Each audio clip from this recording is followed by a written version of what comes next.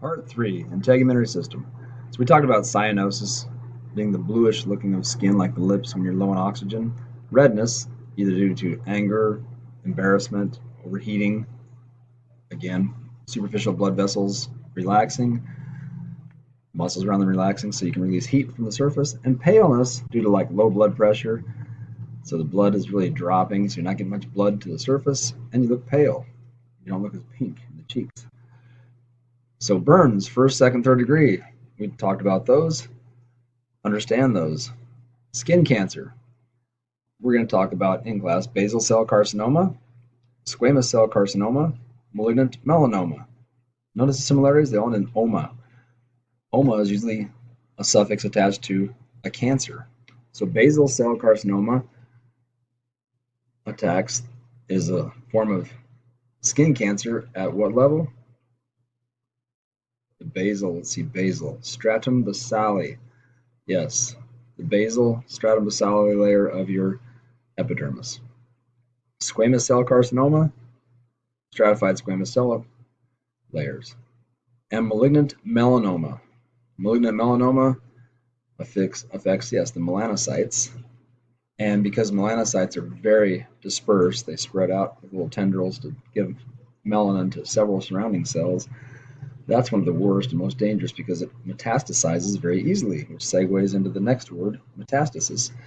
Remember, metastasis is the ability for cancer cells to spread by breaking off of a single cell, traveling either by the lymph or the blood to different parts of the body.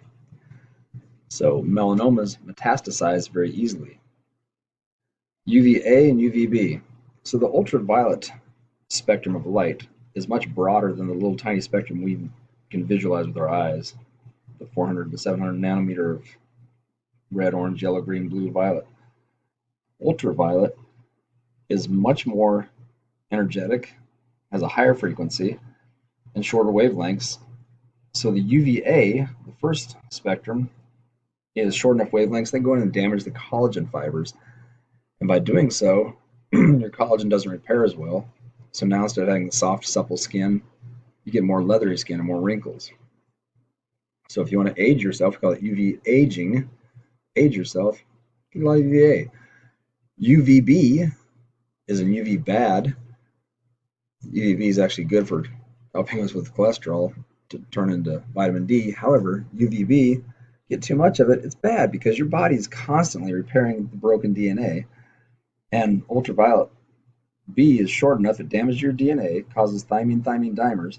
Your body will go back and put an exonuclease out to break that up and some polymerases to re-anneal that and fix your DNA damage.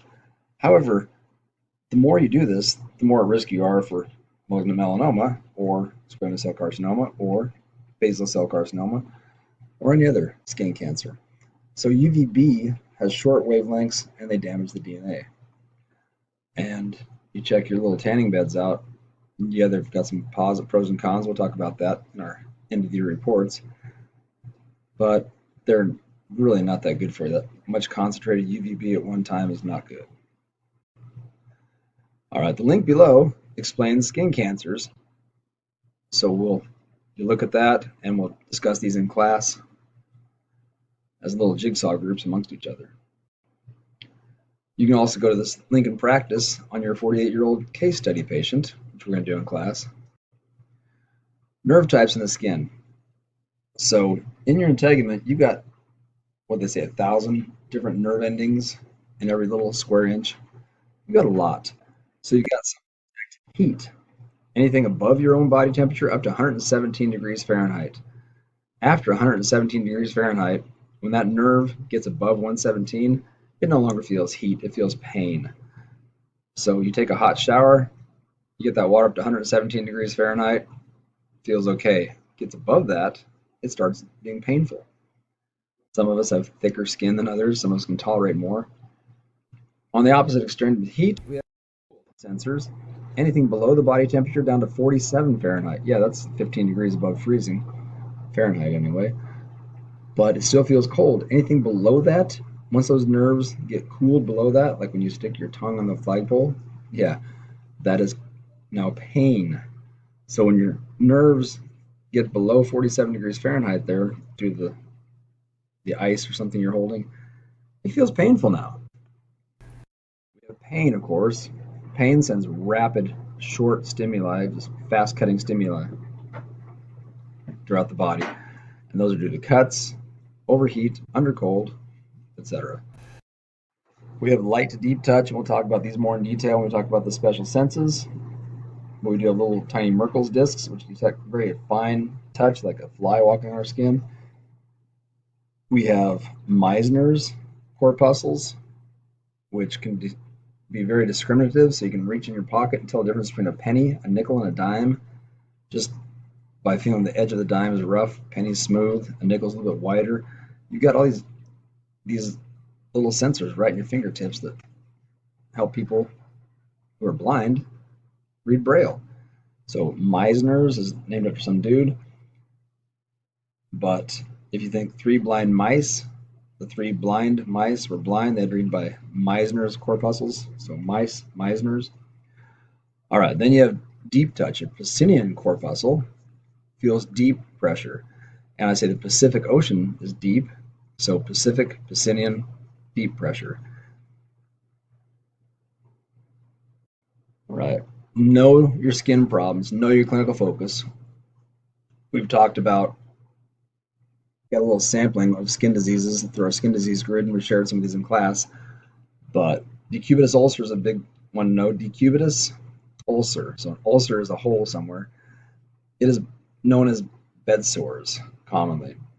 So constant pressure on the skin, you're cutting the blood circulation way down low. You're allowing bacteria to eat right through the skin there. And once the pressure basically destroys your subcutaneous level in your skin, the bacteria can enter, and it looks really tasty. All right. Chickenpox is caused by the herpes zoster virus. Now, a virus is not a bacteria. It cannot be treated with antibiotics. A virus is nothing more than a protein capsid with either RNA or DNA inside. The way a virus works is it lands on you. It's got to have a place to land in the cell somewhere. It injects the RNA or the DNA into your body, which then your own cell's machinery starts reading the code on the RNA or the DNA and making more copies of the capsid, the protein capsid, and more copies of the RNA or the DNA, and your cell becomes an assembly plant for viruses, which then can either be released slowly through the cell, or the cell blows up and releases them anyway. So you're producing more viruses on your own. They're a crazy little creation. So the herpes viruses, all the herpes viruses are forever. Once you get them, you can never get rid of them.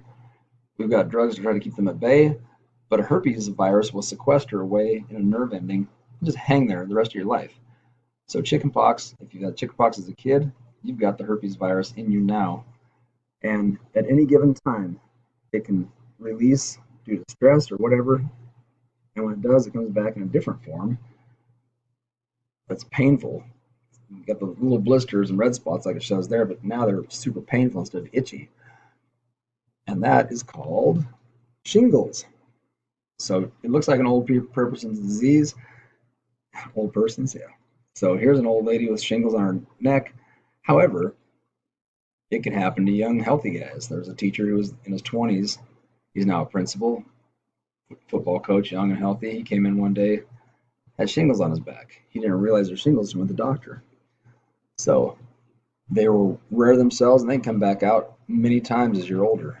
So keep your chickenpox vaccine up to date. Yes, it is the same virus as the chickenpox. What do jock itch, ringworm, and athlete's foot have in common? Same stinking. So there's athlete's foot, there's ringworm, and no, I'm not going to show jock itch. There's more ringworm. Tinea. Tinea for the skin. So we have, they're all caused by the same fungus called epidermophyton. Epidermo, like your epidermis. Phyton refers to fungi. Floccosum. Floccosum means it makes your skin very flocculent or crusty, like that. So the epidermis crusts up. It's also called tinea corporis in the skin, tinea capitis on the scalp. scalp. So if people talk about tinea corporis, tinea capitis, athlete's foot, jock itch, it's all caused by the same little microbe that you can see here under the scope. This fungus grows in your skin and eats off your protein in the skin. Okay, that's that. So cold sores and fever blisters. Fever blisters are caused by, and cold sores are caused by the same virus. It is called herpes. Herpes simplex 1 virus, not the herpes zoster, but herpes simplex 1. So herpes simplex 1, it also is a herpes virus that sequesters away in the nerves all of the life of your body. Only affects you when you get stressed, unless you don't think you're stressed and it pops out anyway. So once you've got it forever. So if you don't have it, don't let crazy Aunt Martha kiss you if she's got a big old sore on her face. All right. It is different than herpes simplex 2, which is a different type of herpes. So age spots. Age spots, you can see as you get older, you get these spots sometimes. They're just a darkening of the skin. You get increased melanin production from the melanocytes. And it's usually in response to something like lack of exercise, poor diet, alcohol consumption, smoking, lack of hydration, all that stuff that's bad for you. For some reason, your body responds by putting out more melanin. Which they do that for the hair. Anyway, use your supplemental study tools such as interbody.com and the book website, of course, to help you study. Also, these notes. We are done. Study hard, Charlie Brown.